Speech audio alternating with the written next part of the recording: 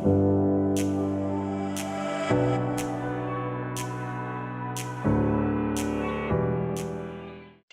we're going to go ahead and get started. Please note that the microphone and chat functions have been disabled for purposes of this webinar, but we do have the Q&A option open at the top of your screen. If you have any questions, please feel free to add your question there, and we'll definitely have time for questions and answers at the end of the webinar. We are also recording this, and please let us know if you would like us to share the recording after the webinar is over. So to get started, we're here today to discuss H-4 and TD visas. And thank you again for joining us today. These are visas for family members of workers in the U.S., particularly those in H visas and TN visas. My name is Debora Medina. I'm the lead attorney here with Farmer Law PC. And what we'll cover today is a little overview of H-4 and TD visas, just to give you an idea of what that entails, the application, some statistical insights, and then lastly, the benefits for employers and employees of supporting H-4 and TD visas, these dependent visas. And of course, at the end, we'll have a Q&A. Again, my name is Debora Medina, and I've worked in immigration for over 10 years now. I've been an attorney since 2021, and I am originally from Argentina. And as a first-generation attorney, I am deeply, deeply passionate about immigration and helping others achieve their American dream. And I was also named Super Lawyer, Rising Star in 2024 and 2025. So going right into it, understanding H-4 and TD visas. H-4 visas are for family members of workers that are currently in H-1B, H-2A, H-2B, and H-3 visas. These are all non-immigrant work visas. TD visa, on the other hand, is for family members of TN visa holders who, as some of you may know, are professionals from Canada and Mexico under USMCA, formerly known as NAFTA. TD visa eligibility is not limited to citizens of Mexico or Canada, unlike the primary, and dependents of TN visa holders may be of any nationality. For both visa types, what determines if they're dependent and eligible for the H-4 or TD visa, they must be the spouse or unmarried child under 21 of a principal visa holder. And another thing to consider is dependents in either one of these visa types do not have work authorization, but they can study in the U.S. There is a very limited exception to the H-4 visa for work authorization for H-1B holders who also hold an approved I-140 immigrant petition. Their dependents do get to apply for work authorization. The application process, which is fairly simple, especially if they're currently outside of the U.S. The application steps are the same for both visa types. It includes the completion of Form DS-160, which is an application with the consulate, the online non-immigrant visa application, pay the visa application fee, and then schedule and attend a visa interview at a U.S. embassy or consulate in the country where they reside. In terms of necessary documentation, it's fairly simple to prove eligibility for the dependent visas. They just need proof of relationship to the principal visa holder status. That being said, for example, if this is a spouse, they would just need to show the marriage certificate. If this is unmarried child under 21, a birth certificate would suffice to show that relationship. And then, of course, they would need to show evidence of the principal visa holder status in either one of the H visas, non-immigrant visas, or the TN.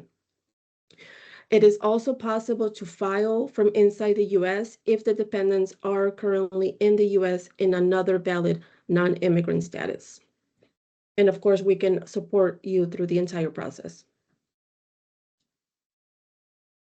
Some statistical insights and what the numbers say. For example, data to understand the current landscape. In fiscal year 2023, the U.S. issued approximately 125,000 H-4 visas for dependents of H visa holders, which is one of the largest categories of dependent non-immigrant visas, mostly because it encompasses so many different H non-immigrant visas. Meanwhile, the TN visa usage continues to grow, particularly in agriculture, healthcare, and education, but only 25% of TN visa holders bring dependents with them on the TD visa. So why is there a gap in these issuance of dependent visas? And most TN workers bear the full burden of paying the visa costs, navigating consular interviews, and covering travel for family, usually without employer support. And among employers, fewer than 10% offer formal TD or H-4 visa support as part of their benefits package. And this includes legal guidance, cost coverage, and even information sharing.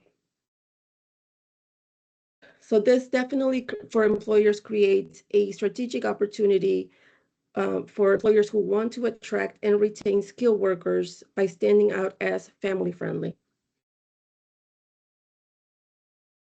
So going into more details on benefits for both employers and employees, a 2023 study from the University of Tennessee focused on agricultural employers using H-2A labor. It found that companies offering family-focused benefits, even informal ones, like helping with visa information, housing, or even flights, saw a 30% reduction in turnover. And these employers reported higher rehire rates, better job performance, and more reliable seasonal returns year after year.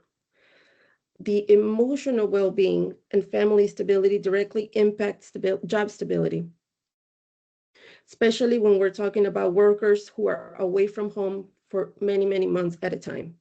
So supporting families isn't just compassionate, it could mean good business for the employer. And again, talking about better morale and productivity, when workers are separated from their families, stress is high and it shows up at work.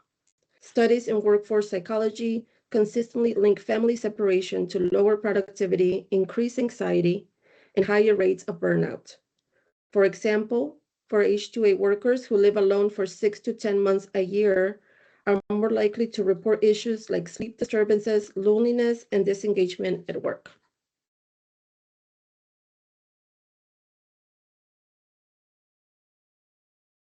So benefits for employers. So offering dependent visa support isn't common, but that's exactly the point, right? To show your worker that you care about their well-being and their family. So most employers don't offer TD or H-4 visa guidance, which means the few who do really stand out. So when job seekers have offers from multiple employers, family support can tip the scale. And this is especially true in industries with tough conditions like farming, food processing, construction, and caregiving, where family separation can be a deal breaker. Additionally, when a worker's spouse or children can legally live and study in the U.S., the whole family is more likely to support the decision to return season after season. So adding dependent support to your employer brand makes your company more attractive in a tight labor market.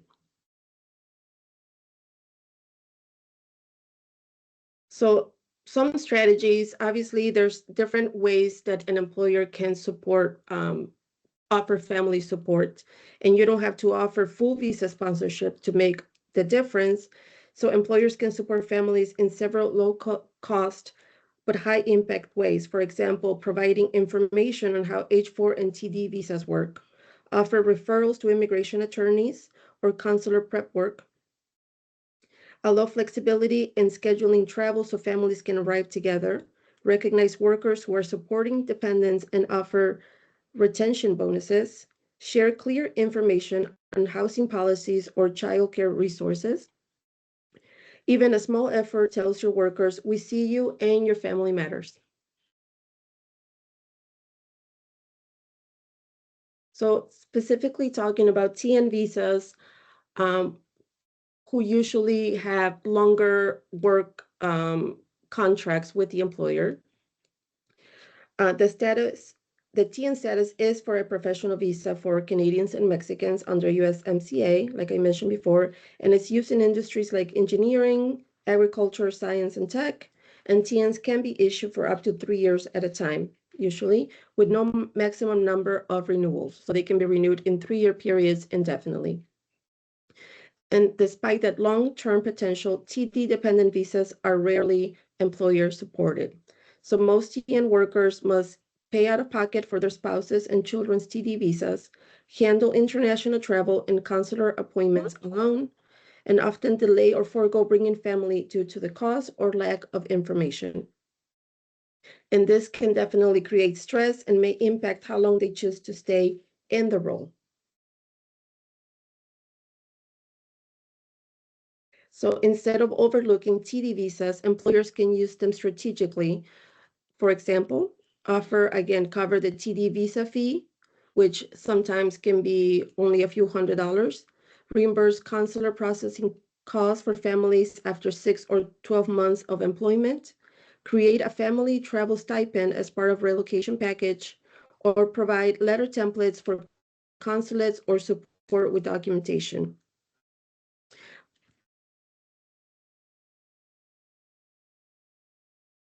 Now turning to H-2A and H-2B visas, which have seasonal cycles with long-term human impact. These workers are technically seasonal, right? But they may return to the US year after year for the same employer, even 10 to 15 seasons in a row.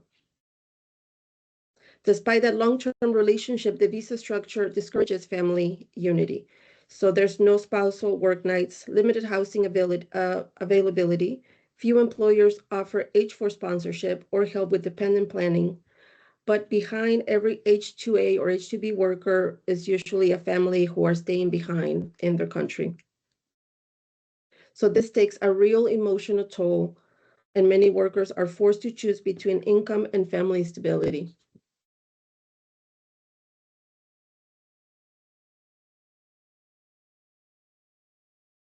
So obviously, employers cannot fix immigration law, but you can definitely work with the system to support long-term workers under these visas. And again, share clear information on the dependent visas, create programs to recognize returning workers with strong family ties, and maybe provide longer contracts or incentives for returnees to make family planning easier. And of course, employers, again, who support family stability often see higher return rates and better workforce continuity. And retention becomes easier when workers feel their personal sacrifices are recognized and supported. So facilitating family presence aligns with corporate social responsibility goals and shows employers they care about more than just the output. They care about the people, especially these returning employees who are clearly loyal to your company. It strengthens employer branding, particularly in rural communities and in public-private labor partnerships. And that's all for me. Thank you so much again for joining us. If you have any questions, please feel free to use the Q&A. You can also scan the QR code on the screen to contact us to receive more information about TD, H-4 visas, or any other type of non-immigrant visas that were mentioned today.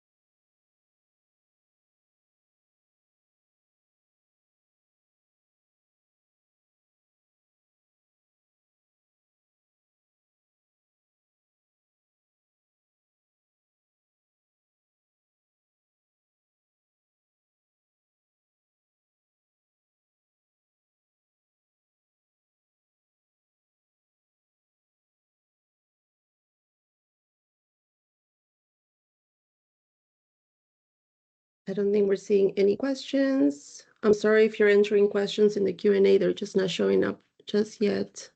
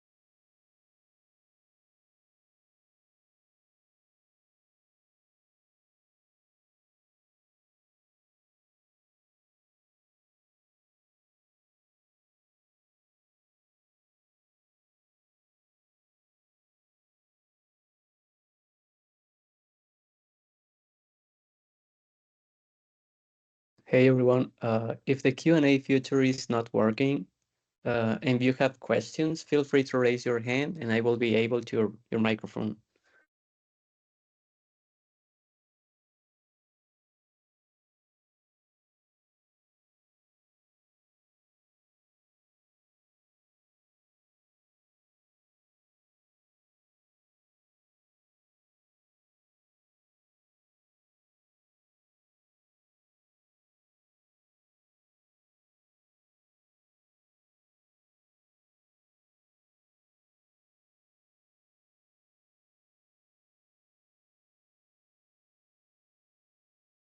Okay, Ashley, you should be able to turn on your microphone.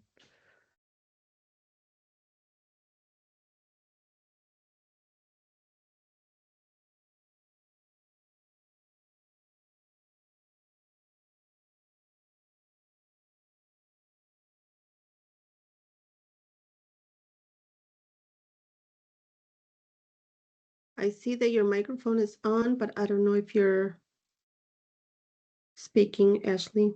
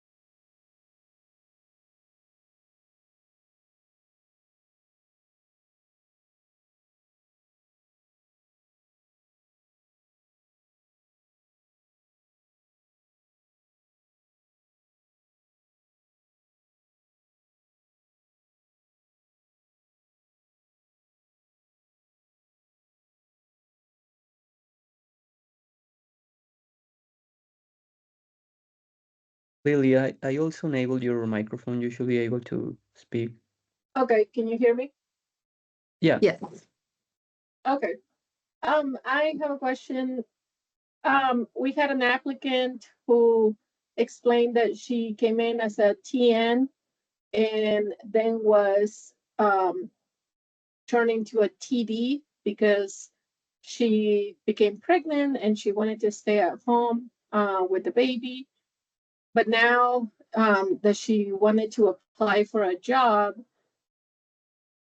She also explained that the husband did a change of employer, and the new employer told her that she could stay under the renewed 797A document for the previous employer. Is she out of status currently? No, the other attorney is correct. She can stay with that valid I-797. The difference with TD is that even if the TN changes employer, the TD is only tied to the valid TN status regardless of the employer. So she is in valid TD status. So if you want to rehire her, if she wants to apply for a job, you would have to do a change of a status from TD to TN because she would not have work authorization under TD. And when it comes to the change of status from a TD to a TN, can that be done from the US, or does she need to go to a consulate in Mexico? No, that can be done from the US as long as she's maintaining valid TD status. And again, that's tied to the spouse's TN status. So if he's still in TN status, so working under the current employer's contract and following all the rules for TN, then she's considered to be in valid TD status. Okay, sounds good. Thank you. Of course, you're welcome. And Ashley, I can now see your Q&A question.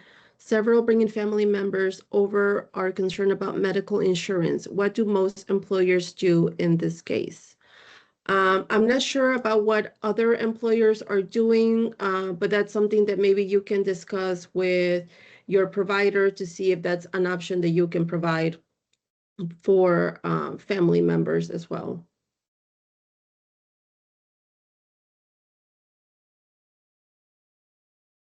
And I see Aaron Angel's question as well. Could you please explain a little more about the process, the S-160 application, about how it works? If the worker is already in here, does he have to go back to, it cuts off a little, to Mexico, I'm assuming?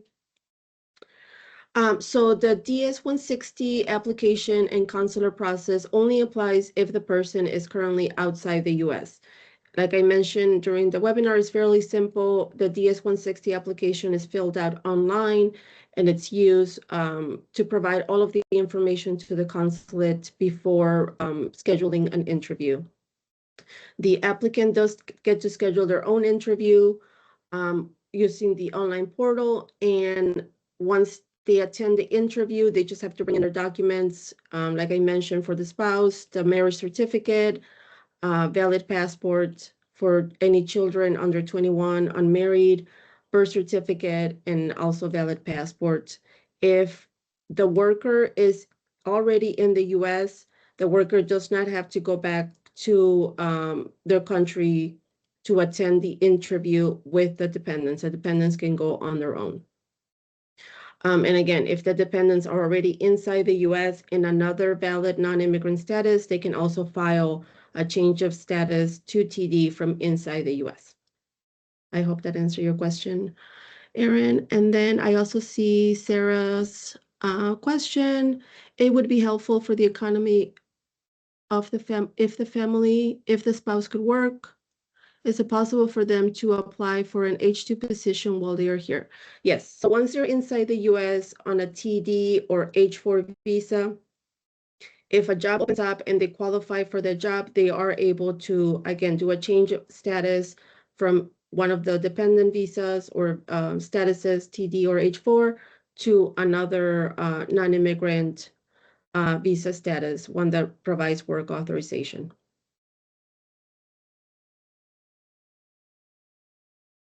But again, they must be able to show that they have been maintaining valid dependent status, which is tied to the principal, either TN or H non-immigrant visa status. I think that's it for today. Again, if you guys think of any questions, if you want a separate consultation or to discuss more details, please feel free to use the QR code on the screen. There's also our email. And again, thank you so much for joining us today, and hope to hear from you all soon. Thank you.